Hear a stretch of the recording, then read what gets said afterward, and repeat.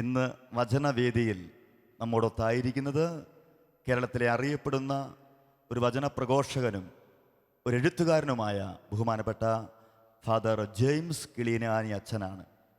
കേരള സഭയിലെ സെമിനാരി വിദ്യാർത്ഥികൾക്ക് വേണ്ടി തലശ്ശേരി അതിരൂപതയിലുള്ള കുന്നോത്ത് നടത്തുന്ന സെമിനാരിയിൽ വൈദികർക്ക് വേണ്ടിയുള്ള അധ്യാപന ശുശ്രൂഷ കൂടി ചെയ്തുകൊണ്ട് ഈ കാലഘട്ടങ്ങളിൽ ദൈവത്തെ മഹത്വപ്പെടുത്തുന്ന ആദരണീയനായ ബഹുമാനപ്പെട്ട ജെയിംസ് കിളിനാനി അച്ഛനെ വളരെ സ്നേഹപൂർവ്വം പ്രാർത്ഥനയോടെ ഈ വചനവേദിയിലേക്ക് കരങ്ങൾ ഉയർത്തിയടിച്ച് നമുക്ക് ക്ഷണിക്കാം.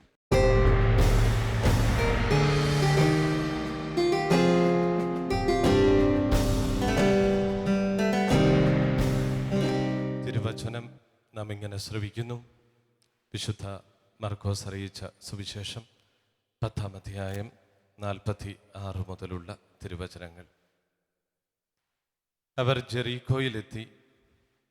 അവൻ ശിഷ്യരോടും വലിയൊരു ജനാവലിയോടും കൂടെ ജെറീക്കോ വിട്ടു പോകുമ്പോൾ തിമേയൂസിൻ്റെ പുത്രനായ ബെർത്തിമേയൂസ് എന്ന അന്ധയാചകൻ വഴിയരികിൽ ഇരിപ്പുണ്ടായിരുന്നു. നസ്രായനായ യേശുവാണ് പോകുന്നതെന്നറിഞ്ഞപ്പോൾ അവൻ ഉച്ചത്തിൽ വിളിച്ചു പറഞ്ഞു, ദാവീദിൻ്റെ പുത്രനായ യേശുവേ, എന്നിൽ കനിയണമേ. നിശബ്ദനായിരിക്കുവാൻ പറഞ്ഞുകൊണ്ട് പലരും അവനെ ശകാരിച്ചു. എന്നാൽ അവൻ കൂടുതൽ ഉച്ചത്തിൽ വിളിച്ചു പറഞ്ഞു, ദാവീദിൻ്റെ പുത്ര, എന്നിൽ കനിയണമേ. യേശു പെട്ടെന്ന് നിന്നിട്ട് പറഞ്ഞു, അവനെ വിളിക്കുക. അവർ അന്ധനെ വിളിച്ച് അവനോട് പറഞ്ഞു, ധൈര്യമായിരിക്കുക, എഴുന്നേൽക്കുക, യേശു നിന്നെ വിളിക്കുന്നു. അവൻ പുറങ്കുപ്പായം ദൂരെ എറിഞ്ഞ് കുതിച്ചു ചാടി യേശുവിൻ്റെ അടുത്തെത്തി. യേശു ചോദിച്ചു, ഞാൻ നിനക്ക് വേണ്ടി എന്തു ചെയ്യണമെന്നാണ് നീ ആഗ്രഹിക്കുന്നത്? അന്ധൻ അവനോട് പറഞ്ഞു, ഗുരോ, എനിക്ക് കാഴ്ച വീണ്ടും കിട്ടണം. യേശു പറഞ്ഞു, നീ പൊയ്ക്കൊള്ളുക, നിന്റെ വിശ്വാസം നിന്നെ രക്ഷിച്ചിരിക്കുന്നു. തൽക്ഷണം അവന് കാഴ്ച ലഭിച്ചു. അവൻ യേശുവിനെ അനുഗമിച്ചു. ഒരു നിമിഷം കരങ്ങൾ കൂപ്പി കണ്ണുകളടച്ച് നമുക്ക് പ്രാർത്ഥിക്കാം. കർത്താവായ ക്രിസ്തുവേ, പാതയോരത്തിരുന്ന് നിന്റെ വരവിനായി കാത്തിരിക്കുന്ന ആ അന്ധയാചകനോട് ചേർന്ന് ഞങ്ങളും പ്രാർത്ഥിക്കുകയാണ്.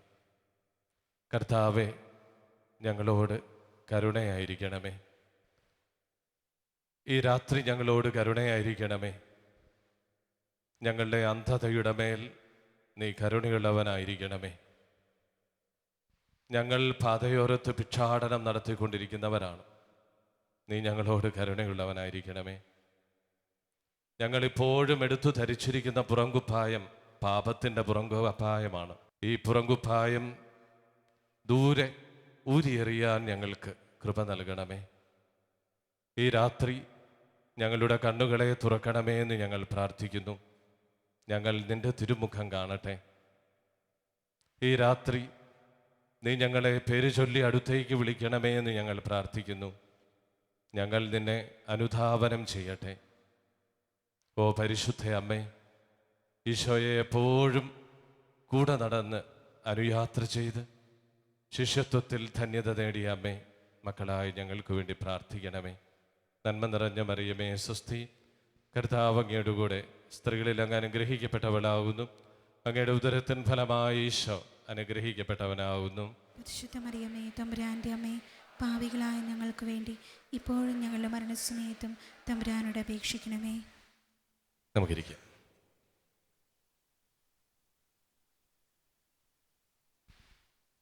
സ്നേഹമുള്ള പ്രിയ മാതാപിതാക്കന്മാരെ, സഹോദരീ സഹോദരന്മാരെ, ആധ്യാത്മിക ജീവിതത്തിൻ്റെ ഏറ്റവും അടിസ്ഥാനപരമായ ഒരു സത്യത്തെക്കുറിച്ചാണ് നമ്മൾ ഇന്ന് ധ്യാനിക്കുന്നത്. നമ്മുടെയൊക്കെ ചിന്തയിൽ ആത്മീയ ജീവിതത്തെക്കുറിച്ച് പല വിധത്തിലുള്ള കാഴ്ചപ്പാടുകളുണ്ട്. ആധ്യാത്മികത എന്ന് പറഞ്ഞാൽ കൂടുതൽ സമയം പ്രാർത്ഥിക്കുന്നതാണ്, പള്ളിയിൽ കൂടുതൽ സമയം ചെലവഴിക്കുന്നതാണ് ആധ്യാത്മികത. അതല്ലെങ്കിൽ കൂടുതൽ ഉപവസിക്കുന്നതാണ്, ആഴ്ചയിൽ 1-2 പ്രാവശ്യം ഉപവസിക്കുന്നതാണ് ആധ്യാത്മികത. അതല്ലെങ്കിൽ ആധ്യാത്മികത എന്നാൽ ദൈവത്തിൽ നിന്ന് എന്തെങ്കിലും വരദാനങ്ങളൊക്കെ നമ്മൾ പ്രാപിച്ചെടുത്ത് ശുശ്രൂഷ നടത്തുന്നതാണ് ആധ്യാത്മികത. വചനപ്രഘോഷണം നന്നായി നടത്തുന്നത് ആധ്യാത്മികത, കൗൺസിലിംഗ് നന്നായി നടത്തുന്നത് ആധ്യാത്മികത, മധ്യസ്ഥ പ്രാർത്ഥന നന്നായി നടത്തുന്നത് ആധ്യാത്മികത. ഇങ്ങനെ ആത്മീയതയെക്കുറിച്ച് പല വിധത്തിലുള്ള കാഴ്ചപ്പാടുകൾ നമ്മുടെ ജീവിതത്തിൽ നമ്മൾ കൊണ്ട് നടക്കാനിടയുണ്ട്. ഇന്ന് നമ്മൾ ധ്യാനിക്കുന്നത് ആത്മീയ പൂർണ്ണതയുടെ അടിസ്ഥാനമായ കാര്യം എന്താണ്? ക്രിസ്തുവാനുകരണം ഇതിനുത്തരം നൽകി ഇങ്ങനെ നമ്മെ പഠിപ്പിക്കുന്നു. ആത്മീയ പൂർണ്ണത എന്നത് പുണ്യങ്ങളുടെ നിറവോ പ്രാർത്ഥനയുടെ വർധനവോ അല്ല, ദൈവത്തിലുള്ള ആത്മാവിൻ്റെ ജീവിതമാണ്. ആത്മാവ് ദൈവത്തിൽ ജീവിക്കുന്നു എന്നതാണ് ആധ്യാത്മികത. തെസ്സലോനിക്കാർക്ക് എഴുതിയ ലേഖനം, 1-ാം ലേഖനം 5-ാം അധ്യായം 10-ാം തിരുവചനം വിശുദ്ധ പൗലോസ്ലിഹ ഇങ്ങനെ നമ്മെ ഉദ്ബോധിപ്പിക്കുന്നുണ്ട്. നമുക്കൊന്ന് വായിച്ചു ശ്രവിക്കാം. ഉറക്കത്തിലും ഉണർവിലും ഉറക്കത്തിലും ഉണർവിലും നാം അവനോടൊന്നിച്ച് ജീവിക്കേണ്ടതിനാണ് നാം അവനോടൊന്നിച്ചു ജീവിക്കേണ്ടതിനാണ് അവൻ നമുക്ക് വേണ്ടി മരിച്ചത്. സാധാരണഗതിയിൽ നമ്മളോട് ആരെങ്കിലും ചോദിക്കുകയാണ്, ഈശോ നമുക്ക് വേണ്ടി മരിച്ചത് എന്തിനാ എന്ന് ചോദിച്ചാൽ നമ്മൾ ഉടനെ കൊടുക്കുന്ന ഉത്തരം എന്താ? പാപത്തിൽ നിന്ന് നമ്മെ രക്ഷിക്കാൻ, സ്വർഗരാജ്യത്തിൽ നമ്മെ അർഹരാക്കി തീർക്കാൻ, പുണ്യപ്പെട്ട ഒരു ജീവിതം നയിക്കാൻ. ഇതൊക്കെയാണ് നമ്മൾ കൊടുക്കുന്ന ഉത്തരം. പക്ഷേ ഈ തിരുവചനത്തിൽ പൗലോസ് അപ്പോസ്തലൻ വളരെ കൃത്യമായി നമ്മോട് പറയുകയാണ്, ഉറക്കത്തിലും ഉണർവിലും നാം അവനോടൊന്നിച്ചു ജീവിക്കേണ്ടതിനാണ് അവൻ നമുക്ക് വേണ്ടി മരിച്ചത്. ഹല്ലേലൂയ. വലതുകരമുയർത്തി ഹല്ലേലൂയ, ഹല്ലേലൂയ. ആധ്യാത്മിക ജീവിതം എന്നാൽ യേശുക്രിസ്തുവിനോട് ചേർന്നുള്ള മനുഷ്യാത്മാവിൻ്റെ ജീവിതമാണ്.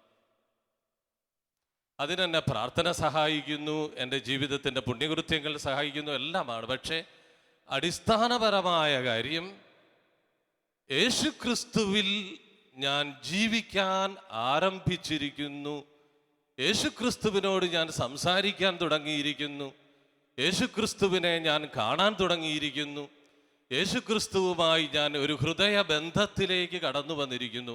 അതാണ് ആധ്യാത്മികത. ഏതാനും വിശുദ്ധാത്മാക്കളുടെ ജീവിതങ്ങൾ നമുക്ക് പരിശോധിച്ച് നോക്കാം. നമ്മളെല്ലാവരും തന്നെ കേട്ടിരിക്കും ആവിലായിലെ അമ്മ ത്രേസ്യയെക്കുറിച്ച്. വലിയ ആധ്യാത്മിക അനുഭവമുള്ള വ്യക്തിയാണ് ആവിലായിലെ അമ്മ ത്രേസ്യ. ഇന്ന് നിങ്ങൾ ആവിലായിലെ അമ്മ ത്രേസ്യയുടെ മഠം സന്ദർശിച്ചാൽ ആ മഠത്തിൻ്റെ ഒരു ഗോവണിപ്പടിയിൽ ഉണ്ണിയേശുവിൻ്റെ ഒരു തിരുസ്വരൂപം വെച്ചിട്ടുണ്ട്. എന്തുകൊണ്ടാണ് ഉണ്ണീശോയുടെ ഒരു തിരുസ്വരൂപം അവിടെ ആ ഗോവണിപ്പടിയിൽ വെച്ചിരിക്കുന്നതെന്നറിയാമോ? അമ്മ ത്രേസ്യയുടെ ജീവിതത്തിൽ കൂടെ കൂടെ ഉണ്ണീശോ അമ്മ ത്രേസ്യയ്ക്ക് പ്രത്യക്ഷപ്പെടുമായിരുന്നു. ഏറെ സമയം അവർ തമ്മിൽ വർത്തമാനം പറഞ്ഞ് സംസാരിച്ചുകൊണ്ടിരിക്കും. സമയം പോകുന്നത് അറിയല. ഉണ്ണീശോ കുറേ കാര്യങ്ങൾ അമ്മ ത്രേസ്യയോട് പറയും, അമ്മ ത്രേസ്യ കുറേ കാര്യങ്ങൾ ഉണ്ണീശോയോട് പറയും. അങ്ങനെ സംസാരിച്ചു കൊണ്ടിരിക്കുമ്പോഴാണ് മഠത്തിൻ്റെ മണിയടിക്കുക. ഭക്ഷണത്തിനുള്ള സമയമായി. മഠത്തിലെ മണിയടിക്കുമ്പോൾ അമ്മ ത്രേസ്യ ഉണ്ണീശോയോട് പറയും, കാര്യമൊക്കെ കൊള്ളാം, ഞാൻ മഠത്തിൻ്റെ അധിപയാണ്, മഠാധിപയായതുകൊണ്ട് നിയമം അനുസരിക്കാതിരിക്കാൻ എനിക്ക് പറ്റില്ല, അതുകൊണ്ട് ഉണ്ണീശോ തൽക്കാലം ഇവിടെ ഇരിക്കെ, ഞാൻ പോയി ഭക്ഷണം കഴിച്ചിട്ട് വരാം. അങ്ങനെ ഉണ്ണീശോയെ അവിടെ ഇരുത്തിയിട്ട് അമ്മ ത്രേസ്യ പോയി ഭക്ഷണം കഴിച്ചിട്ട് തിരിച്ചു വരും. തിരിച്ചു വരുന്നിടം വരെയും ഉണ്ണീശോ അമ്മ ത്രേസ്യയെ കാത്ത് അവിടെ ഇരിക്കുമായിരുന്നു. അങ്ങനെ ആധ്യാത്മിക ജീവിതം എന്നത് പ്രാർത്ഥനയുടെ സമയത്ത് പ്രാർത്ഥിക്കുക, ഭക്ഷണം കഴിക്കേണ്ട സമയത്ത് ഭക്ഷണം കഴിക്കുക, ഉല്ലസിക്കേണ്ട സമയത്ത് ഉല്ലസിക്കുക, ഇങ്ങനെ കൃത്യമായ നിയമങ്ങൾ അനുസരിച്ച് നാം പുലർത്തേണ്ട ഒരു കാര്യമാണ് ആധ്യാത്മികത എന്ന് അമ്മ ത്രേസ്യയിലൂടെ നമ്മോട് സ്വർഗം പഠിപ്പിച്ചു തരികയാണ്. ആവിലായിലെ അമ്മ ത്രേസ്യയുടെ അടുക്കൽ നിന്ന് ഫ്രാൻസിലേക്ക്, സ്പെയിനിൽ നിന്ന് ഫ്രാൻസിലേക്ക് നിങ്ങൾ എത്തിയാൽ തീർത്തും കുറവല്ലാത്ത ഒരു ദൂരമുണ്ട്. അവിടെ ലിസ്യുവിൽ കൊച്ചു ത്രേസ്യയുണ്ട്. ലിസിയുവിലെ കൊച്ചുത്രേസ്യയോട് ഉണ്ണീശോ പ്രത്യക്ഷപ്പെട്ടാൽ നീ എന്തായിരിക്കും ചെയ്യുക എന്ന് ചോദിച്ചാൽ ഉണ്ണീശോയെക്കുറിച്ച് അവൾ പറയുന്നത് ഇങ്ങനെയാണ്: ഞാൻ ഉണ്ണീശോയുമായി വർത്തമാനം പറഞ്ഞുകൊണ്ടിരിക്കും. ആ സമയത്ത് ഭക്ഷണത്തിന് മണിയടിച്ചാൽ ഞാൻ ഉണ്ണീശോയോട് പറയും, ഉണ്ണീശോയെ, ഞാൻ ഈ സമയത്തൊരു ചെറിയ ആശയടക്കം ചെയ്യാം, ഭക്ഷണം വേണ്ടെന്ന് വയ്ക്കാം. എന്നിട്ട് അത് പാപികളുടെ മാനസാന്തരത്തിന് വേണ്ടി ഞാൻ കാഴ്ചവെക്കാം. എന്നിട്ടോ നമുക്കിവിടെ വർത്തമാനം പറഞ്ഞുകൊണ്ടിരിക്കാം. അങ്ങനെ ഉണ്ണീശോയുമായി വർത്തമാനം പറയുകയും ചെയ്യും. അതേസമയം തന്നെ ഒരു പരിഹാരം അനുഷ്ഠിച്ച് ഒരു പുണ്യം സമ്പാദിക്കുകയും ചെയ്യും. ഇതാണ് കൊച്ചു ത്രേസ്യയുടെ ആധ്യാത്മികത. ലിസ്യുവിൽ നിന്ന് അല്പം കൂടെ നമുക്ക് യാത്ര ചെയ്ത് ലൂർദിലേക്ക് എത്തിയാൽ, ലൂർദിൽ വിശുദ്ധ ബർണാർദീത്തയുണ്ട്. പരിശുദ്ധ അമ്മ പ്രത്യക്ഷപ്പെട്ട ബർണാർദീത്ത. ബർണാർദീത്തയുടെ ബാല്യകാലത്തെ അനുഭവങ്ങളൊക്കെ കഴിഞ്ഞിട്ട് ബർണാർദീത്ത നുവേറിലെ മഠത്തിൽ ചേർന്നു. മഠത്തിൽ ചേർന്ന അവസരത്തിൽ ഒരു ദിവസം വൈകുന്നേരം ബാക്കി എല്ലാവരെയും വിളിച്ചു കൂട്ടിയിട്ട് മഠാധിപ ബർണാർദീത്തയോട് ഇങ്ങനെ ഒരു ചോദ്യം ചോദിച്ചു. അല്ല ബർണാർദീത്ത, ഞാനൊരു ചോദ്യം ചോദിക്കട്ടെ, നിനക്കാണ് ഉണ്ണീശോ പ്രത്യക്ഷപ്പെടുന്നെങ്കിൽ നീ എന്ത് ചെയ്യും? അമ്മ ത്രേസ്യ ചെയ്തതുപോലെ ഉണ്ണീശോയെ അവിടെ ഇരുത്തിയിട്ട് നീ ഭക്ഷണം കഴിക്കാൻ പോകുമോ? അല്ലെങ്കിൽ ഉണ്ണീശോയോടുള്ള സ്നേഹത്തെ പ്രതി നിയമം ലംഘിച്ച് ഭക്ഷണം വേണ്ട എന്ന് വെച്ച് പരിത്യാഗം അനുഷ്ഠിച്ച് നീ അവിടെ തന്നെ ഇരിക്കുമോ? ഏതുത്തരം പറഞ്ഞാലും ഒരല്പം അപകടം അതിനകത്തുണ്ട്. ആദ്യത്തെ ഉത്തരം പറഞ്ഞാൽ എന്താ? അപ്പോൾ നിനക്ക് ഉണ്ണീശോയോട് ഇത്രയും സ്നേഹമുള്ളല്ലേ, ഉണ്ണീശോയെ അവിടെ ഇരുത്തിയിട്ട് നീ ഭക്ഷണം കഴിക്കാൻ പോകും. രണ്ടാമത്തെ ഉത്തരം പറഞ്ഞാലോ, നീ മഠത്തിലെ നിയമം അനുസരിക്കുന്നില്ല, പ്രാർത്ഥനയ്ക്ക് വേണ്ടി നീ നിയമം ലംഘിക്കുകയാണ്. ബർണാർദീത്ത ഉടനെ ഇങ്ങനെയാണ് മറുപടി പറഞ്ഞത്: ഞാനിത് രണ്ടും ചെയ്യില്ല.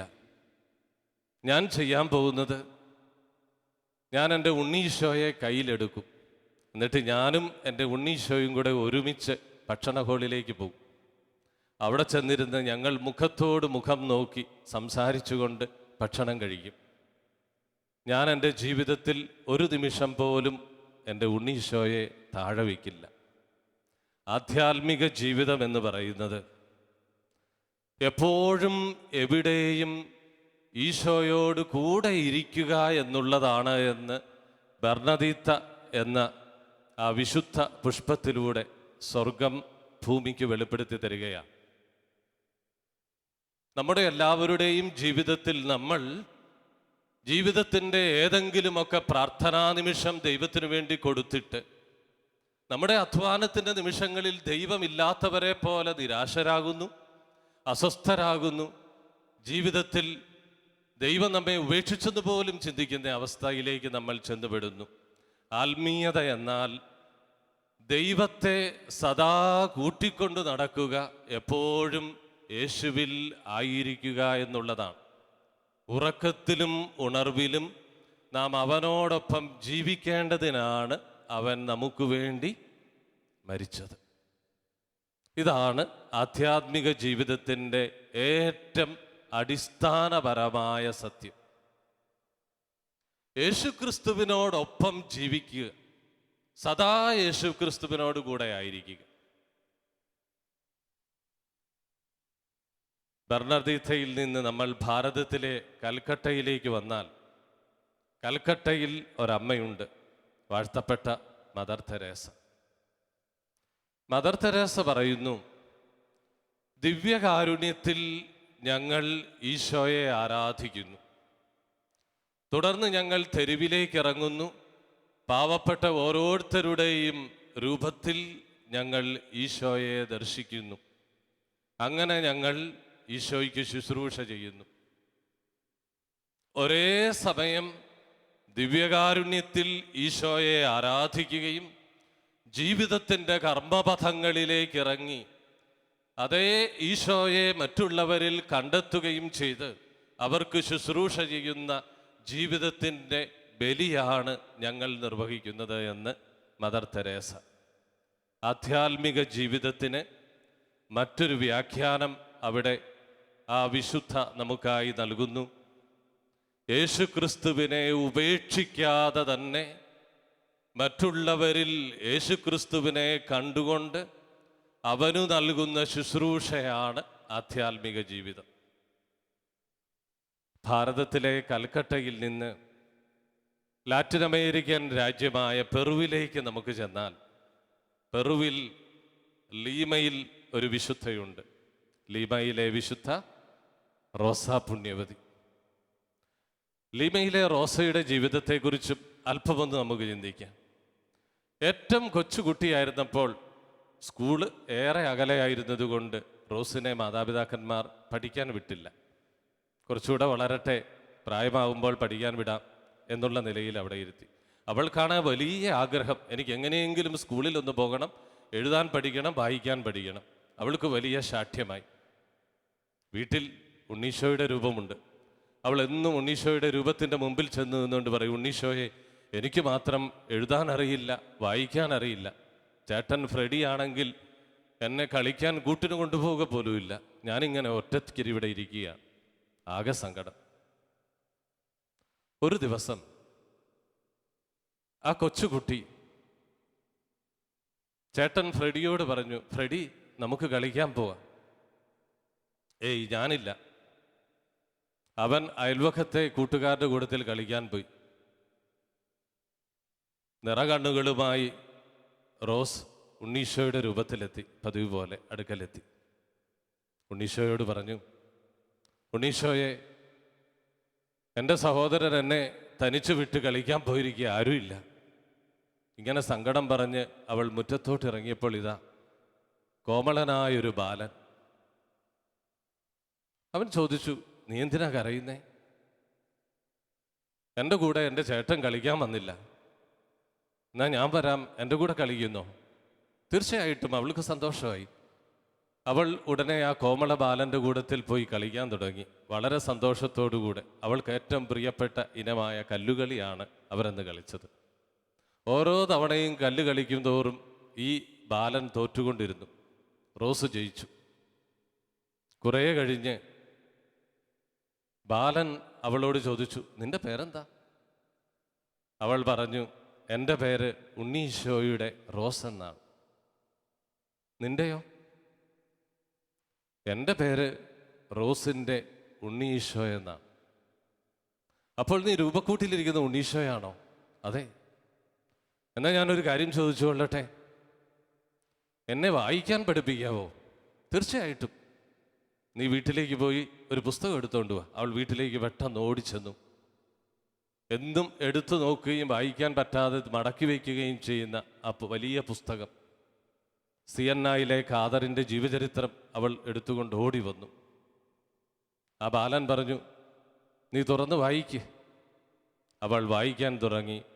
സിയന്നായിലെ വിശുദ്ധ കത്രീനായുടെ ജീവചരിത്രം അധ്യായം 1. നിർത്താതെ ഭംഗിയായി അവൾ വായിച്ചു. അവൾ വീണ്ടും വീട്ടിലേക്ക് തിരിച്ചോടി. ഉണ്ണീശോയുടെ രൂപത്തിൻ്റെ മുമ്പിൽ ചെന്ന് നിന്ന് 1000 നന്ദി പറഞ്ഞു. പൊടുന്നനവേ ബാലൻ അപ്രത്യക്ഷനാണ്. പിന്നീട് ഒരിക്കലും റോസ് തൻ്റെ ജീവിതത്തിൽ തനിച്ചാണെന്ന് പരാതിപ്പെട്ടിട്ടില്ല. പിന്നീട് ഒരിക്കലും ജീവിതത്തിൽ തന്നെ ആരും സഹായിക്കുന്നില്ല എന്ന് റോസ് നൊമ്പരപ്പെട്ടിട്ടില്ല. പിന്നീടെല്ലാം ഉണ്ണീശോയ്ക്ക് വേണ്ടിയായിരുന്നു അവൾ ജീവിച്ചത്. അവളുടെ ജീവിതത്തിൽ ഒരു ധൈര്യമായി. ജീവിതത്തിൽ ഈശോ കൂടെയുണ്ട് എന്നൊരു ബോധ്യമായി. കുറേ കഴിഞ്ഞു. ഫ്രെഡി വന്നു. റോസിന് വലിയ ആഗ്രഹമാണ്, ഇഷ്ടമാണ് റോസിൻ്റെ മുടിയെ, നീണ്ട കൊഴുത്ത മുടി. ഫ്രെഡി കുറേ ചെളി എടുത്തുകൊണ്ടുപോയി റോസിൻ്റെ മുടിയിലിട്ടു. എൻ്റെ നല്ലൊരു മുടി മുഴുവൻ വൃത്തികേടാക്കി. അവൾ വീണ്ടും പരിഭവം പറഞ്ഞ് ഉണ്ണീശോയുടെ അടുക്കൽ ചെന്നു. അപ്പോഴാണ് അവരുടെ ഹൃദയത്തിൽ ബോധമുദിച്ചത്, ഉണ്ണീശോ ഉണ്ടല്ലോ എനിക്ക്. അവൾ നേരെ ചെന്ന് മേശപ്പുറത്ത് വെച്ചിരുന്ന കത്രിക എടുത്ത് തൻ്റെ മുടി മുറിച്ച് ഉണ്ണീശോയുടെ പാദത്തിങ്കൽ അർപ്പിച്ചു. ഇനി എനിക്ക് ഉണ്ണീശോയെ അങ്ങയേക്കാൾ കൂടുതൽ സ്നേഹമായി എൻ്റെ ജീവിതത്തിൽ ഒന്നും വേണ്ട. അങ്ങനെ റോസ് ഒരു വിശുദ്ധ ആയിത്തീരാനുള്ള ആദ്യ ചുവടുവയ്പ്പുകൾ ജീവിതത്തിൽ ആരംഭിച്ചു.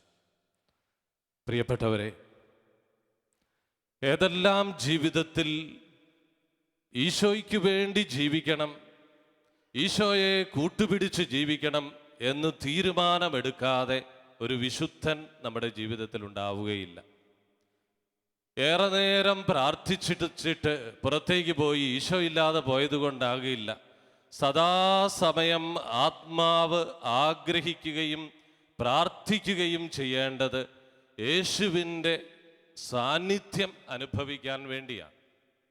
യേശുവിൻ്റെ സാന്നിധ്യം അനുഭവിക്കാൻ വേണ്ടിയാണ്. ഇന്നത്തെ സുവിശേഷം നാം ഇപ്പോൾ വായിച്ചു കേട്ട സുവിശേഷത്തിൽ ഈശോ ജെറീക്കോയിലൂടെ കടന്നു പോവുകയാണ്. വലിയൊരു ജനക്കൂട്ടത്തിൻ്റെ ജനാവലിയുടെ അകമ്പടിയോടുകൂടെ ഈശോ പോകുമ്പോൾ പാതയോരത്ത് അന്ധനായ യാചകൻ ഇരിക്കുകയാണ്. ആരാണ് ഈ പാതയോരത്ത് ഇരിക്കുന്ന അന്ധനായ യാചകൻ? സകല മാനവരാശിയുടെയും പ്രതീകമാണ് ഇയാൾ.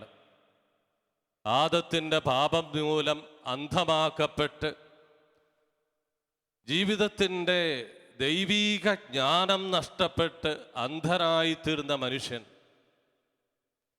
അതാണ് ഈ യാചകൻ. അവൻ അന്ധനാക്കപ്പെടുക മാത്രമല്ല, അവൻ ഭിക്ഷാടനം നടത്തുകയാണ്. അതിലെ കടന്നു പോകുന്ന ഓരോരുത്തരുടെയും നേരെ നോക്കി അവൻ തൻ്റെ പിച്ചപ്പാത്രം നീട്ടുകയാണ്, വല്ലതും തരണേ, വല്ലതും തരണമേ എന്ന്.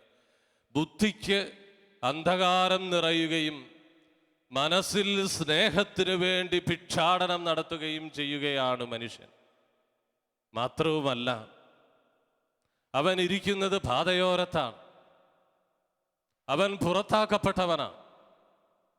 പാപത്താൽ പുറത്താക്കപ്പെട്ട മനുഷ്യൻ, പാപത്താൽ അന്ധനാക്കപ്പെട്ട മനുഷ്യൻ, ലോകത്തിൻ്റെ സ്നേഹത്തിനു വേണ്ടി ഭിക്ഷാടനം നടത്തുന്ന മനുഷ്യൻ ഈശോ കടന്നു പോകുന്നു എന്ന സ്വരം കേട്ടപ്പോൾ ആരാണ് കടന്നു പോകുന്നത് എന്ന് അന്വേഷിച്ചു.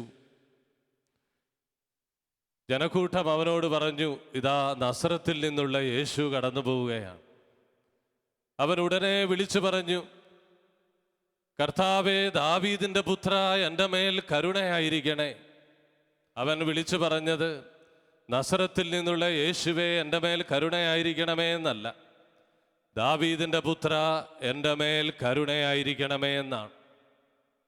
ഈ നിലവിളിയുടെ അർത്ഥം ഗ്രഹിക്കണമെങ്കിൽ പഴയ നിയമത്തിൽ സാമുവേലിൻ്റെ 2-ാം പുസ്തകത്തിൽ സംഭവിച്ച ഒരു കാര്യത്തെക്കുറിച്ച് നാം അറിവുള്ളവരായിരിക്കണം. ദാവീദ് രാജാവ് ജെറൂസലേം ആക്രമിക്കാനായിട്ട് പോവുകയാണ്. ജെറൂസലേമിൽ അന്ന് താമസിച്ചിരുന്നവരെ ജബൂസ്യർ എന്നായിരുന്നു വിളിച്ചിരുന്നത്. ജബൂസ്യർ ശക്തന്മാരും മല്ലന്മാരുമായിരുന്നു. ദാവീദ് ഇതാ ഞങ്ങളെ ആക്രമിക്കാൻ വരുന്നു എന്ന വാർത്ത കേട്ട് ജബൂസ്യർ ഇങ്ങനെ ചിന്തിച്ചു, ഈ ഇടയച്ചെറുക്കന് ഞങ്ങളുടെ മേൽ എന്തു കാര്യം? അതുകൊണ്ട് ഇവനെ ഒരു പാഠം പഠിപ്പിക്കണം. ജബൂസ്യർ അവരുടെ ഇടയിലുണ്ടായിരുന്ന കുരുടരെയും മുടന്തരെയും പാതയോരത്ത് അണിനിരത്തിയിരുത്തി. ദാവീദ് വരുന്ന വഴിയിൽ ദാവീദിനെ പരിഹസിച്ച് അയക്കാൻ വേണ്ടി ഇരുത്തിയതാണ്. ഞങ്ങളുടെ ഇടയിലെ ഈ കുരുടരും മുടന്തരും മതി നിന്നെ തോൽപ്പിക്കാൻ. ഇതറിഞ്ഞ ദാവീദ് മറ്റൊരു വഴിക്കു ചെന്ന് ജെറൂസലേം കീഴടക്കി. ജെറൂസലേം കീഴടക്കിയ ദാവീദ് അവിടെ വെച്ചൊരു പ്രഖ്യാപനം നടത്തി. ദാവീദിനെ പരിഹസിക്കാനായി കുത്തിയിരുത്തപ്പെട്ട കുരുടരെയും മുടന്തരെയും സൈന്യം ചെന്ന് മർദ്ദിക്കട്ടെ. അങ്ങനെ ദാവീദിൻ്റെ സൈന്യം പാതയോരത്തിരുത്തപ്പെട്ട കുരുടരെയും മുടന്തരെയും ചെന്ന് മർദ്ദിച്ച് അവശരാക്കി. അന്നു മുതൽ ഇസ്രായേലിൽ ഒരു ചൊല്ലുണ്ടായി, കുരുടരും മുടന്തരും ആലയത്തിൽ പ്രവേശിക്കാൻ പാടില്ല. ദാവീദിൻ്റെ കാലം മുതൽ യേശുക്രിസ്തുവിൻ്റെ കാലം വരെയും ആലയപ്രവേശനം നിഷേധിക്കപ്പെട്ടവരായി കുരുടരും മുടന്തരും ജീവിതത്തിൽ ജനസമൂഹത്തിൽ നിന്ന് മാറ്റി നിർത്തപ്പെട്ടിരിക്കുന്നു എന്ന് സാരം. ഈ സത്യം മനസ്സിലാക്കിക്കൊണ്ട് വേണം ഈ കുരുടൻ വിളിച്ചു പറയുന്നത് കേൾക്കാൻ. കർത്താവേ, ദാവീദിന്റെ പുത്ര, എൻ്റെ മേൽ കരുണയായിരിക്കണമേ. ദാവീദ് ചെയ്തതുപോലെ എന്നോട് ചെയ്യരുതേ. ഞാൻ നിന്നെ പരിഹസിക്കാൻ വേണ്ടി ഇരുത്തപ്പെട്ടവരുടെ ഗണത്തിൽപ്പെട്ടവരല്ല, ഞാൻ നിന്റെ കരുണയാചിക്കാൻ വേണ്ടി ഇരിക്കുന്നവനാ. എത്രയോ നാളുകളായി ഞാൻ ഭിക്ഷാടനം നടത്തുന്നു. ലോകത്തിൻ്റെ സ്നേഹം എന്നെ തൃപ്തിപ്പെടുത്തുമെന്ന് ഞാൻ വിചാരിച്ചു. എത്രയോ നാളുകളായി ഞാൻ പാപത്തിൻ്റെ ഈ പുറംകുപ്പായം എടുത്തു ധരിച്ചിരിക്കുന്നു. ഇതെൻ്റെ ഐഡന്റിറ്റിയായി മാറിയിരിക്കുന്നു. പാപം എൻ്റെ ജീവിതത്തിൻ്റെ ഐഡന്റിറ്റിയായി മാറ്റപ്പെട്ടിരിക്കുന്നു. എൻ്റെ കണ്ണുകൾക്ക് നിന്നെ കാണാനുള്ള ശോഭയില്ലാതായി തീർന്നിരിക്കുന്നു. കർത്താവേ, ദാവീദിന്റെ പുത്ര, എന്നിൽ കനിയണമേ. ആത്മാവ് ദാഹിക്കുകയാണ്. കടന്നുപോകുന്ന ഈശോയെ വിളിച്ച് ആത്മാവ് വീണ്ടും വീണ്ടും വീണ്ടും പ്രാർത്ഥിച്ചു കൊണ്ടിരിക്കുകയാണ്.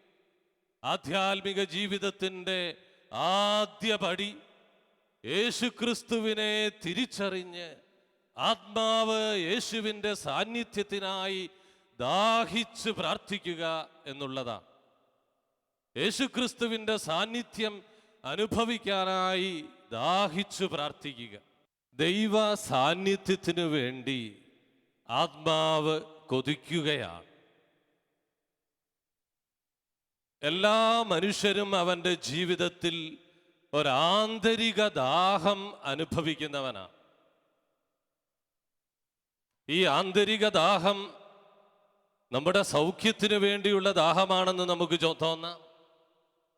ഈ ദാഹം സമ്പത്തിനു വേണ്ടിയുള്ള ദാഹമാണെന്ന് നമുക്ക് തോന്നാം. ആരോഗ്യത്തിനു വേണ്ടിയുള്ള ദാഹമാണെന്ന് നമുക്ക് തോന്നാം.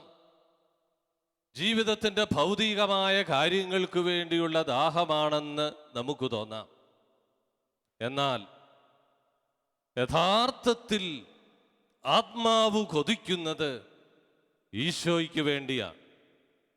അതാണ് അന്ധനായ മനുഷ്യൻ ഈശോയുടെ അടുക്കലേക്ക് കടന്നു എന്ന് പറയുന്നത്, കർത്താവേ, എനിക്ക് കാഴ്ചയുണ്ടാകണം, കാഴ്ച തിരിച്ചു കിട്ടണം, എനിക്ക് നിന്നെ കാണണം. അതാണ് ആത്മാവിൻ്റെ ദാഹം. ആത്മാവ് ഈശോയെ കാണുന്നത് കൊണ്ട് മാത്രമാണ് ജീവിതത്തിൽ സംതൃപ്തി ഉണ്ടാകുന്നത്, അനുഭവിക്കുന്നത്. സങ്കീർത്തനം നമ്മൾ കാണുന്നു, 16-ാം സങ്കീർത്തനം 11-ാം വാക്യം. കർത്താവിൻ്റെ സന്നിധിയിൽ ആനന്ദത്തിൻ്റെ പൂർണ്ണതയുണ്ട്, അവിടുത്തെ വലതുകൈയിൽ ശാശ്വതമായ സമാധാനമുണ്ട്. എല്ലാവരും ഒരുമിച്ചൊന്ന് ആവർത്തിക്കുന്നു. കർത്താവിൻ്റെ സന്നിധിയിൽ ആനന്ദത്തിന്റെ പൂർണ്ണതയുണ്ട്, അവിടുത്തെ വലതുകൈയിൽ ശാശ്വതമായ സമാധാനമുണ്ട്. നിന്റെ ആത്മാവ് ദാഹിക്കുന്ന സമാധാനം, നിന്റെ ആത്മാവ് ആഗ്രഹിക്കുന്ന സംതൃപ്തി, നിന്റെ ആത്മാവ് കൊതിക്കുന്ന സ്നേഹം യേശുക്രിസ്തുവിൻ്റെ കയ്യിൽ മാത്രമാണുള്ളത് എന്ന് നിന്റെ ആത്മാവിനറിയാം. പക്ഷേ നിന്റെ ശരീരം അത് സമ്മതിക്കുന്നില്ല. ശരീരം പ്രപഞ്ചത്തിൽ ഭിക്ഷാടനം നടത്തിക്കൊണ്ടിരിക്കും. പ്രപഞ്ചത്തിൻ്റെ സമ്പത്തിനു വേണ്ടി ശരീരം ഭിക്ഷാടനം നടത്തും. പ്രപഞ്ചത്തിൻ്റെ സുഖത്തിനു വേണ്ടി ശരീരം ഭിക്ഷാടനം നടത്തും. ആത്മാവാകട്ടെ ഈശോ കടന്നു പോകുന്നു എന്നറിയുമ്പോൾ, കർത്താവേ, ദാവീദിന്റെ പുത്ര, എന്നിൽ കനിയണമേ എന്ന് നിലവിളിച്ചപേക്ഷിക്കുന്ന അനുഭവത്തിലേക്ക് കടന്നു വരും. എന്നിട്ടെന്ത് സംഭവിച്ചു?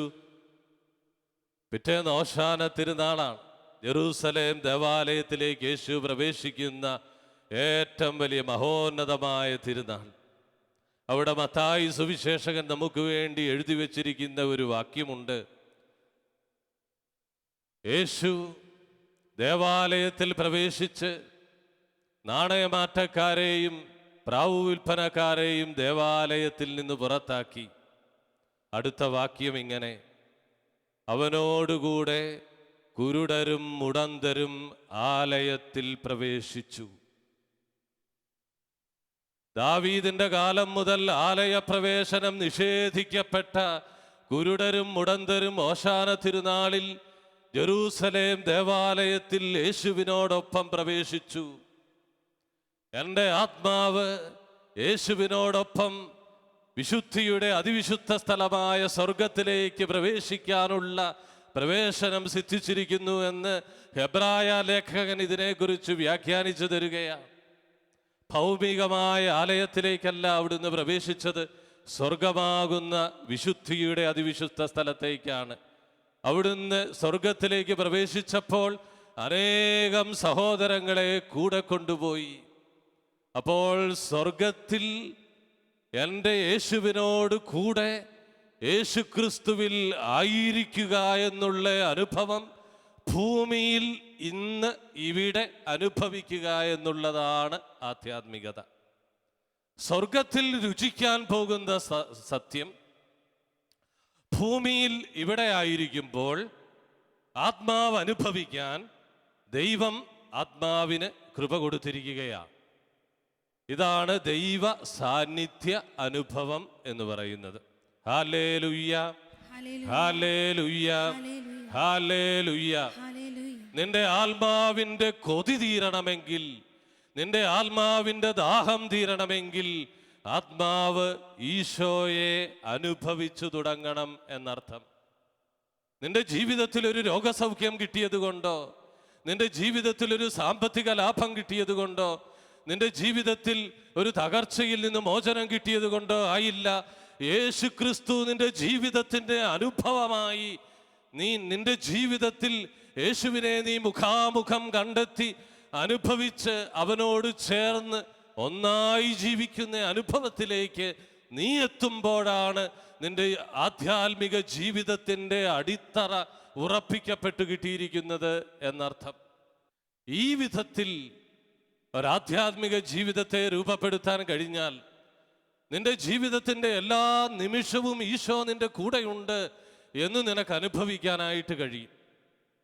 വിശുദ്ധ ഡൊമിനിക് സാവിയോ എന്ന് പറയുന്ന കൊച്ചു പയ്യൻ ബാലൻ, സ്കൂള് 4-5 കിലോമീറ്റർ അകലെയാണ്. എല്ലാ ദിവസവും അവൻ നടന്നു വേണം സ്കൂളിലെത്താൻ. കൊച്ചുനാളിൽ ഡോൺ ബോസ്കോയുടെ ഓറട്ടറിയിൽ അവൻ എത്തുന്നതിന് മുൻപ് ഉണ്ടായിരുന്ന കാലം. രാവിലെയും ഉച്ചയ്ക്കും വൈകുന്നേരവും നടക്കണം. ഒരു ദിവസം അവരിങ്ങനെ തനിച്ചു നടന്നപ്പോൾ പ്രായം ചെന്ന ഒരു മനുഷ്യൻ ഈ കൊച്ചനെ കണ്ടിട്ട് ചോദിച്ചു, അല്ല ഡൊമിനിക്കേ, നിനക്ക് തന്നെ നടക്കാൻ ഭയമില്ലേ?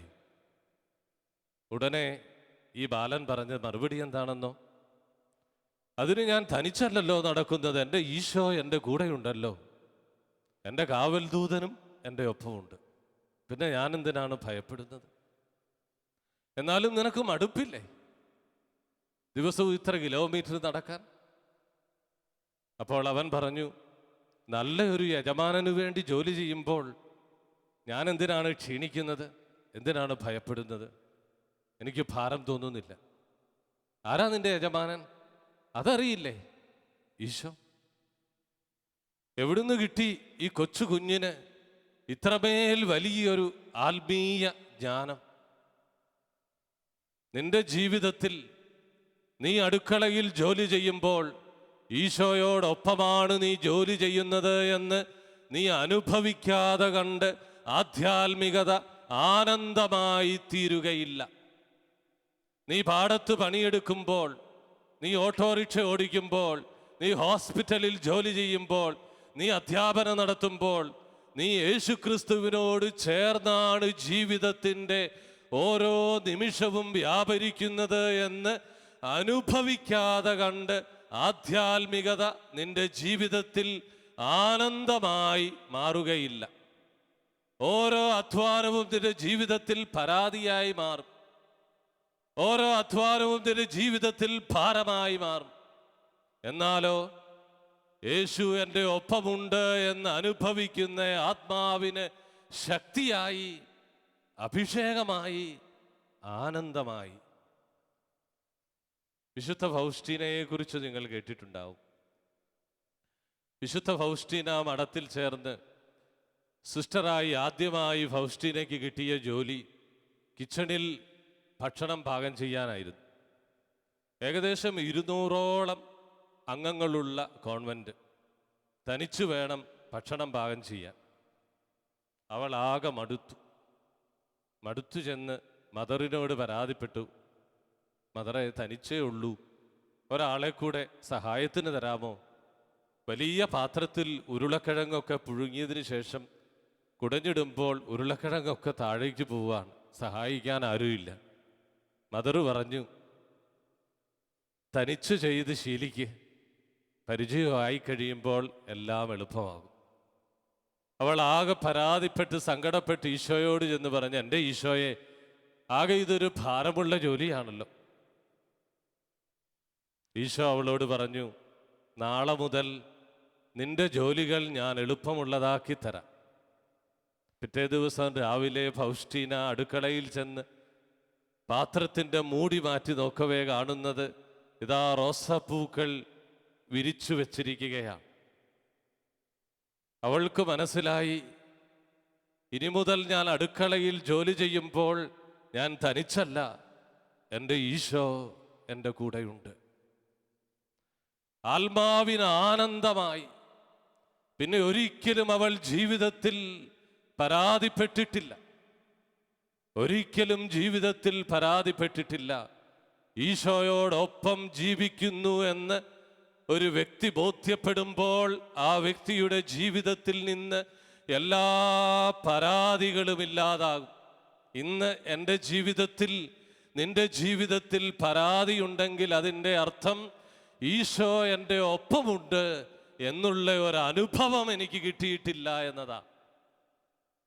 ഈശോ എൻ്റെ ഒപ്പമുണ്ട് എന്നുള്ള ഒരു അനുഭവം എനിക്ക് കിട്ടിക്കഴിയുമ്പോൾ പരാതി ഇല്ലാതായിത്തീരും, ആനന്ദമായി മാറും ജീവിതത്തിൽ. ഫൗസ്റ്റീനയുടെ തൻ്റെ ജീവിതത്തിൽ നിന്ന് മറ്റൊരു സംഭവം പറയാം. അവളുടെ വ്രതവാഗ്ദാന ദിവസം അനേക സിസ്റ്റേഴ്സ് ഒരുമിച്ചാണ് വ്രതവാഗ്ദാനം നടത്തുന്നത്.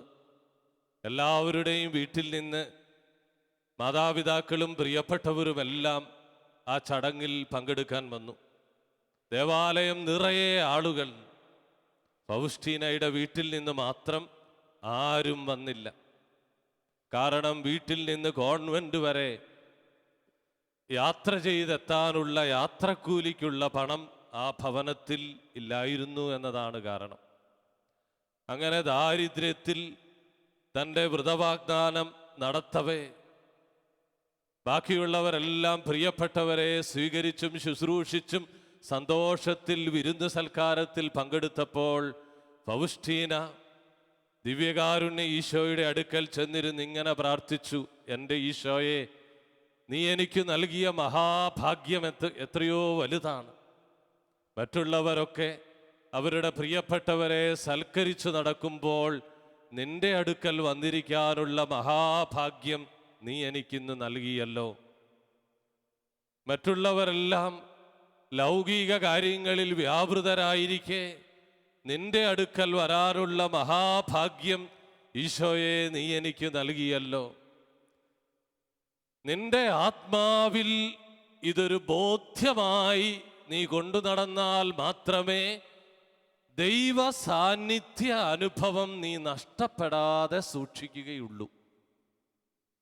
യേശു നിന്റെ കൂടെയുണ്ട് എന്ന് നീ കണ്ടെത്തിയാൽ മാത്രമേ, അത് നിന്റെ ജീവിതത്തിൻ്റെ ഏറ്റവും വലിയ നിധിയാണെന്ന് അനുഭവിച്ചു ബോധ്യപ്പെട്ടാൽ മാത്രമേ അത് നഷ്ടപ്പെടാതെ നീ അത് കൊണ്ടു നടക്കുകയുള്ളൂ.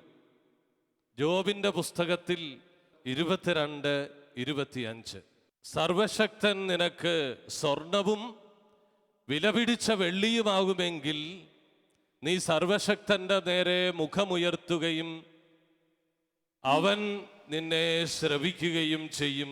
സർവശക്തനിൽ നീ ആനന്ദിക്കുകയും ചെയ്യും. ഇന്ന് യേശുക്രിസ്തു നമുക്ക് വെള്ളിയും സ്വർണവും ആയിട്ടില്ലാത്തത് കൊണ്ട് യേശുക്രിസ്തുവിൻ്റെ അടുത്ത് വന്ന് നമ്മൾ വെള്ളിയും സ്വർണവും യേശുക്രിസ്തുവിനോട് ചോദിക്കും, യേശുവേ എനിക്ക് സൗഖ്യം തരണേ, യേശുവേ എനിക്ക് സമ്പത്ത് തരണേ, യേശുവേ എനിക്ക് വിജയം തരണേ എന്ന്. ഈ സമ്പത്തും ഈ ആരോഗ്യവും ഈ വിജയവും എനിക്ക് സ്വർണവും വെള്ളിയുമാണ്. ഇത് മാറുകയും സർവശക്തൻ നിനക്ക് സ്വർണവും വെള്ളിയുമായി തീരുകയും ചെയ്യാത്തിടത്തോളം കാലം നിന്റെ ജീവിതത്തിൽ നീ ആനന്ദം കൊണ്ട് നിറയുകയില്ല. നിന്റെ ഹൃദയം സർവശക്തനിലേക്ക് ഉയരുകയുമില്ല. സർവശക്തൻ നിനക്ക് വിലപിടിച്ച വെള്ളിയും സ്വർണവുമായി തീരണം. അങ്ങനെ ജീവിതത്തെ രൂപപ്പെടുത്തിയവരാണ് വിശുദ്ധര്. ഈശോ എനിക്ക് ഏറ്റവും അമൂല്യ നിധിയാണ് എന്ന് ഒരാത്മാവ് കണ്ടെത്തുക എന്നുള്ളതാണ് ആത്മാവ് വിശുദ്ധിയിലേക്ക് പ്രയാണം ചെയ്യുന്നതിൻ്റെ ആദ്യ ചുവടുവയ്പ്. ദൈവം നിനക്ക് വിലപിടിച്ച അമൂല്യ നിധിയാകാത്തിടത്തോളം കാലം നിന്റെ ജീവിതത്തിൽ നീ വിശുദ്ധിയിലേക്ക് പ്രയാണം ചെയ്യുകയില്ല. നീ ഈശോയെ തേടും സമ്പത്തിനു വേണ്ടി, നീ ഈശോയെ തേടും സമാധാനത്തിനു വേണ്ടി, നീ ഈശോയെ തേടും വിജയത്തിനു വേണ്ടി. അപ്പോൾ സമ്പത്തിനു വേണ്ടിയാണ് നീ ഈശോയെ തേടുന്നതെങ്കിൽ നീ തേടുന്നത് സമ്പത്തിനെയാണോ ഈശോയെയാണോ? സമ്പത്തിനെയല്ലേ. സർവശക്തൻ നിനക്ക് വിലപിടിച്ച വെള്ളിയും സ്വർണവുമാകണം. നമ്മുടെ നാട്ടിൽ വിശുദ്ധിയിലേക്ക് വളർന്ന വിശുദ്ധ യൗപ്രാസ്യാമ്മ ഇങ്ങനെ പറയുന്നു: എൻ്റെ ജീവിതത്തിൽ ദൈവത്തിൻ്റെ തിരുസന്നിധിയിൽ ചെന്നിരിക്കാത്ത ഒരു പ്രഭാതം പോലും ഉണ്ടായിട്ടില്ല. ദിവ്യകാരുണ്യ സന്നിധിയിൽ അണയാത്ത ഒരു പ്രദോഷം പോലും എൻ്റെ ജീവിതത്തിൽ ഉണ്ടായിട്ടില്ല. ഈശോയുടെ അടുക്കൽ ചെന്നിരിക്കാതെ എൻ്റെ ജീവിതത്തിൻ്റെ പ്രഭാതങ്ങൾ ആരംഭിക്കുകയോ എൻ്റെ പ്രദോഷങ്ങൾ അവസാനിക്കുകയോ ചെയ്തിട്ടില്ല. എൻ്റെ ഈശോയുടെ അടുക്കൽ ചെന്നിരിക്കുന്നതാണ് എൻ്റെ ഏറ്റവും വലിയ ആനന്ദം. വിശുദ്ധ യൗപ്രാസ്യാമ്മ. വിശുദ്ധ ചാവറയച്ചൻ തൻ്റെ ജീവിതത്തിൻ്റെ ഏറ്റവും അവസാനത്തെ 2 വർഷം അദ്ദേഹം താമസിച്ചിരുന്ന മുറിയുടെ വാതിക്കൽ ഡോറയിൽ ഇങ്ങനെ എഴുതി ഒട്ടിച്ചു വെച്ചിരുന്നു: ഈ മുറിയിൽ പ്രവേശിക്കുന്നവർ ആത്മീയ കാര്യങ്ങളല്ലാതെ ഒന്നും സംസാരിക്കാൻ പാടില്ല. ഈ മുറിയിൽ കടന്നു വരുന്നവർ ആത്മീയ കാര്യങ്ങളല്ലാതെ ഒന്നും സംസാരിക്കാൻ പാടില്ല എന്ന് മുറിയുടെ വാതിക്കൽ എഴുതി ഒട്ടിച്ചു വെച്ച് ആത്മാവ് ദൈവവുമായി ഒന്നിച്ചു ചേരുന്ന അവസ്ഥയിൽ ജീവിതത്തിൻ്റെ അവസാനത്തെ 2 വർഷക്കാലം തപോനിഷ്ഠമായ ഒരു ജീവിതം നയിച്ച വ്യക്തിയാണ് വിശുദ്ധ ചാവറയച്ചൻ. അവർക്കൊക്കെ അത് സാധിച്ചിരുന്നു. അവരുടെ ജീവിതത്തിൽ ബോധ്യമുണ്ടായിരുന്നു: ഈശോയാണ് എനിക്ക് വിലപ്പെട്ട നിധി, ഈശോയാണ് എൻ്റെ സമ്പത്ത്. ഞാൻ എൻ്റെ ഈശോയെ ഒരിക്കലും കൈമോശം വരാൻ അനുവദിക്കില്ല. ഒരു നിമിഷം കൂടെ നമുക്ക് ഹൃദയത്തിൽ ഒന്ന് ആഗ്രഹിക്കാം പ്രിയപ്പെട്ടവരെ, ഈശോ നഷ്ടപ്പെടാത്ത ഒരു ജീവിതം കിട്ടാൻ, ഈശോയെ ഉപേക്ഷിക്കാതെ എപ്പോഴും ഈശോയോട് ചേർന്നിരിക്കുന്ന ഒരു ജീവിതം ലഭിക്കാൻ കൃപയ്ക്കായി നമുക്കൊന്നു ചേർന്ന് സ്തുതിച്ച് ആരാധിക്കാം. ഹല്ലേലൂയ, ഹല്ലേലൂയ, ഹല്ലേലൂയ, ഹല്ലേലൂയ, ഹല്ലേലൂയ, ഹല്ലേലൂയ, ഹല്ലേലൂയ, ഹല്ലേലൂയ, ഹല്ലേലൂയ, ഹല്ലേലൂയ, ഹല്ലേലൂയ. 16-ാം സങ്കീർത്തനം 8-ാം തിരുവചനം ഇങ്ങനെ പറയുന്നു: കർത്താവ് എപ്പോഴും എൻ്റെ കൺമുൻപിലുണ്ട്, അവിടുന്ന് എൻ്റെ വലതുഭാഗത്തുള്ളതുകൊണ്ട് ഞാൻ കുലുങ്ങുകയില്ല. കർത്താവ് എപ്പോഴും എൻ്റെ കൺമുൻപിലുണ്ട്, അവിടുന്ന് എൻ്റെ വലതുഭാഗത്തുള്ളത് കൊണ്ട് ഞാൻ കുലുങ്ങുകയില്ല. വിശുദ്ധ ക്ലാരയുടെ ജീവിതത്തിൽ ഒരു സംഭവമുണ്ട്. ഒരു ദിവസം ക്ലാര ഈശോയുടെ പീഡാസഹനത്തെക്കുറിച്ച് ധ്യാനിച്ച് കണ്ണുനീരൊഴുക്കി കരഞ്ഞു പ്രാർത്ഥിക്കുകയാണ്. ആ സമയം സാത്താൻ കടന്നു വന്ന് ക്ലാരയോട് പറഞ്ഞു: നീ കുറെ കരഞ്ഞിട്ടുള്ളതല്ലേ, നീ എന്തിനാ നിന്റെ ശരീരത്തെ ഇങ്ങനെ ക്ഷീണിപ്പിക്കുന്നു? ഇത് കേട്ട് ക്ലാര പറഞ്ഞു, എനിക്ക് നിന്നെ ഒട്ടും ഭയമില്ല. ഈശോ എൻ്റെ കൂടെയുണ്ട്. സാത്താനെ നീ പോ. ഉടനെ തന്നെ ഈശോ പ്രത്യക്ഷപ്പെട്ട് ക്ലാരയോട് പറഞ്ഞു, എപ്പോഴും എവിടെയും ഞാൻ നിന്നോടൊപ്പം ഉണ്ടായിരിക്കും. എപ്പോഴും എവിടെയും ഞാൻ നിന്നോടൊപ്പം ഉണ്ടായിരിക്കും. ഹല്ലേലൂയ, ഹല്ലേലൂയ, ഹല്ലേലൂയ. യേശുക്രിസ്തു മനുഷ്യനായി അവതരിച്ച് ഓരോ മനുഷ്യാത്മാവിനോടും താതാത്മ്യപ്പെട്ട നാൾ മുതൽ യേശുക്രിസ്തു എപ്പോഴും എവിടെയും വിശ്വസിക്കുന്ന എല്ലാ മനുഷ്യരോടും കൂടെയുണ്ട്. ഇതാണ് ആത്മീയ സത്യം.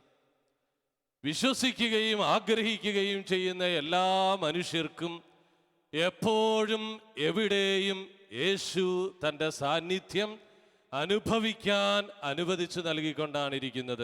അങ്ങനെ യേശുക്രിസ്തുവിൻ്റെ ബലം പ്രാപിച്ച ആത്മാക്കൾ, യേശുക്രിസ്തുവിൽ ശക്തി പ്രാപിച്ച ആത്മാക്കൾ യേശുക്രിസ്തുവിനെ കൊടുക്കാനുള്ള വ്യഗ്രതയിലേക്ക് കടന്നു വരും. യേശുക്രിസ്തുവിന് വേണ്ടി ജീവിതത്തെ ത്യജിക്കാനുള്ള വ്യഗ്രതയിലേക്ക് കടന്നു വരും. അതാണ് ക്രിസ്തീയ ജീവിതം നമ്മുടെ മുൻപിൽ വെച്ചു നീട്ടുന്ന സമർപ്പണത്തിൻ്റെ വിളി. ക്രിസ്ത്യാനി എന്ന് പറഞ്ഞാൽ യേശുക്രിസ്തുവിന് വേണ്ടി എന്തെങ്കിലും ബലി ചെയ്ത വ്യക്തി കൂടെ ആയിരിക്കണം. യേശുക്രിസ്തുവിൽ നിന്ന് നേടിയെടുത്ത, ചോദിച്ചു പ്രാർത്ഥിച്ചു വാങ്ങിയെടുത്ത വ്യക്തി മാത്രമല്ല, യേശുക്രിസ്തുവിനെ പ്രതി എന്തെങ്കിലും സമർപ്പിച്ച വ്യക്തിയായിരിക്കണം ക്രിസ്ത്യാനി. യേശുക്രിസ്തുവിന് വേണ്ടി എന്തെങ്കിലും ഉപേക്ഷിച്ചു എന്ന് പറയാനുള്ള ധൈര്യമുള്ള വ്യക്തിയായിരിക്കണം ക്രിസ്ത്യാനി. 10, 40, 50, 60 കൊല്ലം ഈ ലോകത്ത് ജീവിച്ചിട്ട് ക്രിസ്തുവിനെ പ്രതി ഞാൻ എന്തുപേക്ഷിച്ചു എന്നാ ഞാൻ പറയുന്നത്? ക്രിസ്തുവിനെ പ്രതി ഞാൻ എന്ത് ത്യജിച്ചു എന്നാ ഞാൻ പറയുന്നത്? ഞാൻ പള്ളിയിൽ വന്ന് പ്രാർത്ഥിച്ചു എൻ്റെ കാര്യം നടക്കാൻ, ഞാൻ നൊവേന ചൊല്ലി എൻ്റെ കാര്യം നടക്കാൻ, ഞാൻ ജാഗരണ പ്രാർത്ഥനയിൽ പങ്കെടുത്തു എൻ്റെ കാര്യം നടക്കാൻ. എന്നാൽ യേശുക്രിസ്തുവിന് വേണ്ടി ഞാൻ എന്തു ത്യജിച്ചു എന്നതാണ് ക്രിസ്തീയത നിന്നിൽ നിന്ന് ആവശ്യപ്പെടുന്ന ചോദ്യം. പ്രിയപ്പെട്ടവരെ, യേശുക്രിസ്തുവിന് വേണ്ടി എന്തെങ്കിലും ഉപേക്ഷിച്ചവനാണ് മഹാഭാഗ്യവാൻ. ക്രിസ്താനുകരണം പറയുന്നു, യേശുക്രിസ്തുവിൽ നിന്ന് വലിയ കൃപാവരങ്ങൾ പ്രാപിച്ചവനല്ല ഭാഗ്യവാൻ, യേശുക്രിസ്തുവിനെ പ്രതി സകലതും നഷ്ടപ്പെടുത്തിയവനാണ് ഭാഗ്യവാൻ. അങ്ങനെ ബെൽജിയത്ത് ജോസഫ് എന്ന് പറയുന്ന ചെറുപ്പക്കാരൻ, അവൻ്റെ ജീവിതത്തിൽ ഒരു ഉൾപ്രേരണ, ഞാൻ ഈ നാട്ടിൽ നിൽക്കേണ്ടവനല്ല. അവൻ വൈദികനാകാൻ തീരുമാനിച്ചു. എല്ലാവരും എതിർത്തു. അവൻ തൻ്റെ തീരുമാനത്തിൽ ഉറച്ചു നിന്നു.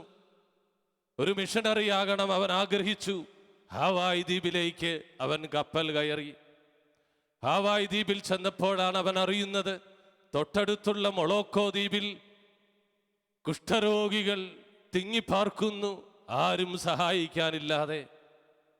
ജോസഫ്, ഫാദർ ഡാമിയൻ അങ്ങനെ മൊളോക്കോയിലേക്ക് കപ്പൽ കയറുകയാണ്. കൂടത്തിൽ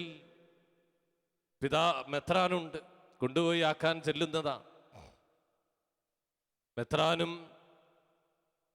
ഡാമിയനും ഒരുമിച്ച് കപ്പൽ ഇറങ്ങുകയാണ്. ഇതാ നോക്കിയപ്പോൾ 500ഓളം കുഷ്ഠരോഗികൾ, കൺപോളകൾ ചീർത്തു വീർത്തവർ, നാസാരന്ധ്രങ്ങളുടെ ഭാഗത്ത് ദ്വാരങ്ങൾ മാത്രം, ചുണ്ടുകൾ പൊട്ടിയൊലിക്കുന്നവർ, ചെവികൾ അറ്റുപോയവർ, കൈവിരലുകൾ ഭാഗികമായി മാത്രമുള്ളവർ, ഇവരെല്ലാവരും കൂടെ ഡാമിയനെയും മെത്രാനെയും സ്വീകരിക്കാനായി അറ്റകൈകളിൽ പൂച്ചെണ്ടുകളുമായി കടന്നു വന്നു. കാഴ്ച കണ്ടിട്ട് മെത്രാൻ ഡാമിയനോട് പറഞ്ഞു, ഡാമിയ, നമുക്ക് തിരിച്ചു പോകാം, നീ ചെറുപ്പമല്ലേ. ഡാമിയൻ മെത്രാന്റെ മുൻപിൽ മുട്ടുകുത്തി പിതാവേ, അങ്ങനെ ആശീർവദിച്ചാലും, പിതാവേ, അങ്ങനെ ആശീർവദിച്ചാലും ഈ നിൽക്കുന്നവരാണ് എൻ്റെ ജനം. ഞാൻ അവർക്ക് വേണ്ടി എൻ്റെ ജീവിതം സമർപ്പിക്കുന്നു. ആ തീരുമാനത്തിന് ഇനി മാറ്റമില്ല. തുടർന്ന് ജീവിതം മുഴുവൻ അവർക്ക് വേണ്ടി വ്യയം ചെയ്യാനുള്ള ഒരു വലിയ കൊടുക്കൽ ദൈവത്തിൻ്റെ മുൻപിൽ നടത്തി ഫാദർ ഡാമിയൻ. അവസാനം ഫാദർ ഡാമിയനും അവരിൽ ഒരാളായി. അന്നൊരു ദിവസം ഞായറാഴ്ച കുർബാനയുടെ മധ്യേ ഡാമിയൻ അവരോട് ഇങ്ങനെ പ്രസംഗിച്ചു: നമ്മൾ കുഷ്ഠരോഗികളെ ദൈവം ഏറെ സ്നേഹിക്കുന്നു.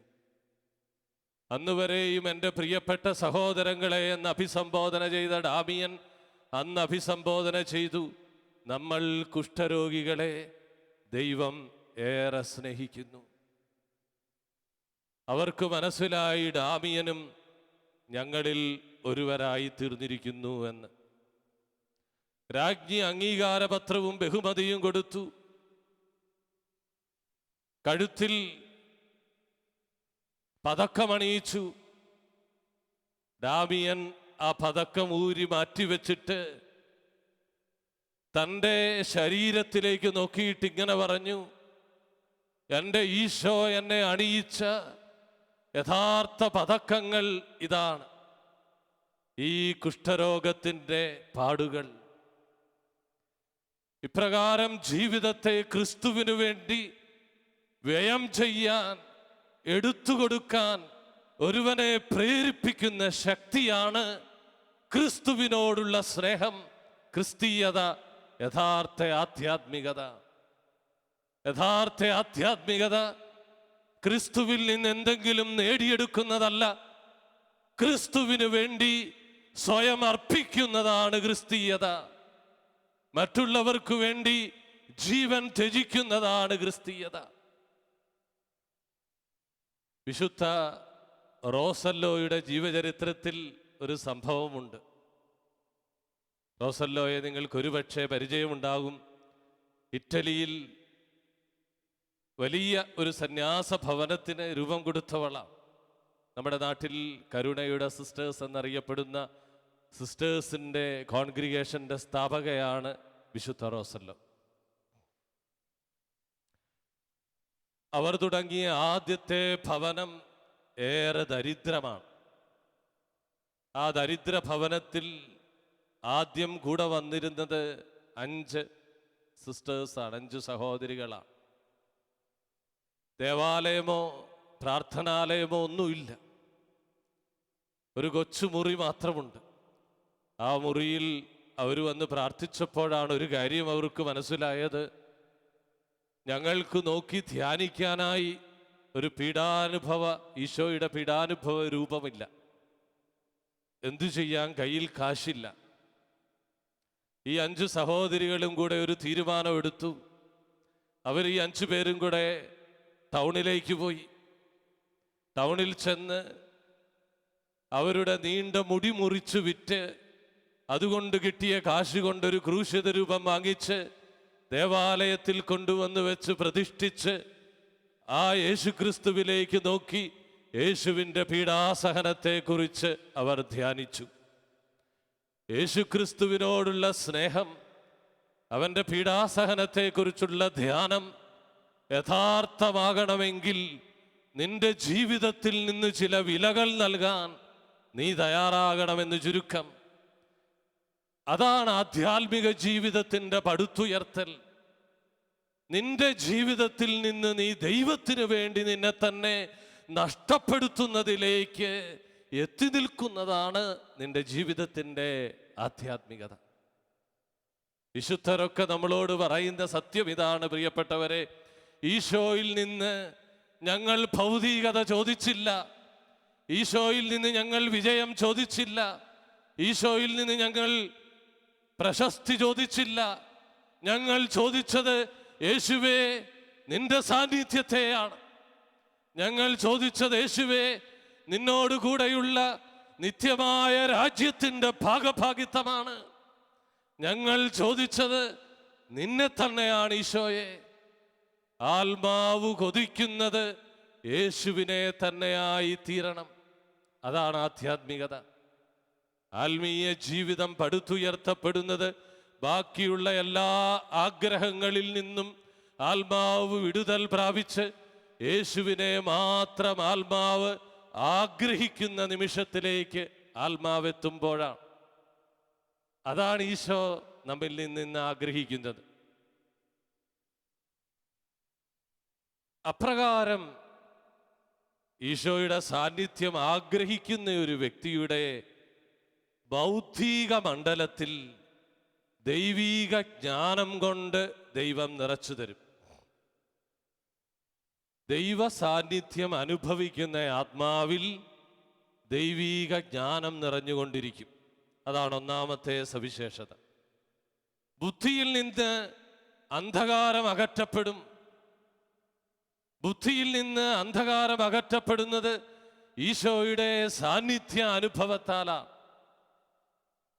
വിശുദ്ധ ചെറുപുഷ്പം പറയുന്നു, ഈശോയ്ക്ക് ആത്മാക്കളെ പഠിപ്പിക്കാൻ മൽപ്പാന്മാരുടെയോ വലിയ വേദപണ്ഡിതന്മാരുടെയോ സഹായം ആവശ്യമില്ല. വലിയ ദൈവശാസ്ത്ര ഗ്രന്ഥങ്ങൾ ഈശോയ്ക്ക് ആവശ്യമില്ല. ഈശോ ആത്മാവിനെ പഠിപ്പിക്കുന്നത് നേരിട്ടാണ്. ഈശോ നേരിട്ട് ആത്മാക്കളെ പഠിപ്പിക്കുന്നത് മിക്കപ്പോഴും പ്രാർത്ഥനയുടെ വേളയിലായിരിക്കണമെന്ന് നിർബന്ധമില്ല. ജോലി സമയത്തും അനുദിന കൃത്യങ്ങൾ നിർവഹിക്കുമ്പോഴുമായിരിക്കും. ഈശോ പലപ്പോഴും ആത്മാക്കളെ ദൈവീക ജ്ഞാനം കൊണ്ട് നിറയ്ക്കുന്നത് പ്രാർത്ഥനാവേളയിൽ മാത്രമായിരിക്കണമെന്നില്ല, സ്വാഭാവിക ദിനകൃത്യങ്ങളിൽ വ്യാപരിക്കുമ്പോഴുമായിരിക്കും. അതുകൊണ്ട് ഏതെല്ലാം സമയങ്ങളിൽ ആത്മാവ് ദിനകൃത്യങ്ങളിൽ സ്വാഭാവികമായി വ്യാപരിക്കുന്നുവോ അപ്പോഴെല്ലാം ആത്മാവ് ഈശോയോട് കൂടെയാണ് എന്നുള്ള ബോധ്യത്തിൽ ആത്മാവ് വളരണം.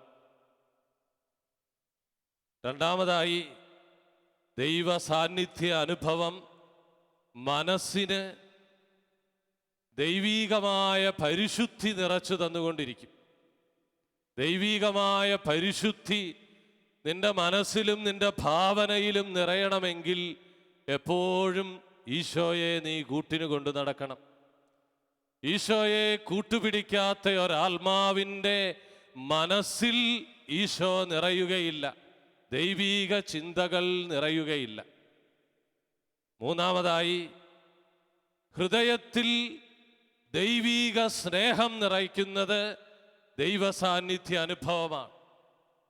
ലോകത്തിൻ്റെ സ്നേഹത്തിനു വേണ്ടിയുള്ള നിന്റെ ഹൃദയത്തിൻ്റെ ആഗ്രഹം മാറ്റപ്പെടുകയും ദൈവീക സ്നേഹം കൊണ്ട് നിന്റെ ഹൃദയം നിറയുകയും ചെയ്യുമ്പോഴാണ് യഥാർത്ഥത്തിൽ നീ ഈശോയുമായി ഐക്യപ്പെടുന്നത്. ദൈവ സാന്നിധ്യ അനുഭവം ആത്മാവിന് ഹൃദയത്തിൽ ദൈവീക സ്നേഹം നിറയ്ക്കുന്നു. നാലാമതായി, ആത്മാവിൻ്റെ ആത്മീയ തലത്തിൽ, സ്പിരിച്വൽ ഡൈമെൻഷനിൽ ആത്മാവിൽ ദൈവത്തിൻ്റെ സഹവാസം അനുഭവിക്കുകയാണ് ദൈവസാന്നിധ്യ അനുഭവം. അപ്പോൾ ഒരേ സമയം ബുദ്ധിയിൽ ദൈവീക ജ്ഞാനവും മനസ്സിൽ ദൈവീക വിശുദ്ധിയും ഹൃദയത്തിൽ ദൈവീക സ്നേഹവും ആത്മാവിൽ ദൈവത്തിൻ്റെ സഹവാസവും അനുഭവിക്കുകയും ഇച്ഛാശക്തിയിൽ ദൈവം ആഗ്രഹിക്കുന്നത് പ്രവർത്തിക്കാൻ ദൈവത്തിൻ്റെ ഇച്ഛയിലേക്ക് ഒരാത്മാവ് വളരുകയും ചെയ്യുന്നു. അതാണ് ആധ്യാത്മികത. അങ്ങനെ ഇച്ഛാശക്തിയിൽ നിന്ന് നമ്മളുടെ ഇച്ഛാശക്തികളും നമ്മളുടെ താല്പര്യങ്ങളും എല്ലാം മാറ്റപ്പെടുകയും ദൈവം ആഗ്രഹിക്കുന്നത് ആഗ്രഹിക്കാനും ദൈവം ആഗ്രഹിക്കുന്നത് പ്രവർത്തിക്കാനുമുള്ള കഴിവിലേക്ക് ആത്മാവ് കടന്നു വരികയും ചെയ്യും. ഇതാണ് ദൈവ സാന്നിധ്യ അനുഭവം ഒരാത്മാവിന് പ്രദാനം ചെയ്യുന്നത്. ആധ്യാത്മിക ജീവിതത്തിൽ ഈ ഒരു അനുഭവത്തിനായി നമുക്കേറെ തീക്ഷ്ണതയോടെ ഇന്ന് ആരാധനാമധ്യേ നമുക്ക് പ്രത്യേകമാം വിധം പ്രാർത്ഥിക്കാം. ആരാധനയിൽ ദിവ്യകാരുണ്യത്തിൽ സന്നിഹിതനായിരിക്കുന്ന ഈശോ സദാ നമ്മോടൊപ്പം ആയിരിക്കാൻ ആഗ്രഹിക്കുകയാണ്. ആ യേശു സാന്നിധ്യമാണ് ആത്മാവിന് സൗഖ്യം നൽകുന്നത്, ആത്മാവിൽ സ്നേഹം നിറയ്ക്കുന്നത്, ആത്മാവിന് അഭിഷേകം നിറയ്ക്കുന്നത്. നമുക്ക് എഴുന്നേറ്റ് നിന്ന് പ്രാർത്ഥിക്കാം. ഒരു നിമിഷം കരങ്ങൾ ഉയർത്തി ഈശോയെ സ്തുതിച്ചാരാധിക്കുന്നു. ഹല്ലേലൂയ, ഹല്ലേലൂയ, ഹല്ലേലൂയ, ഹല്ലേലൂയ, ഹല്ലേലൂയ.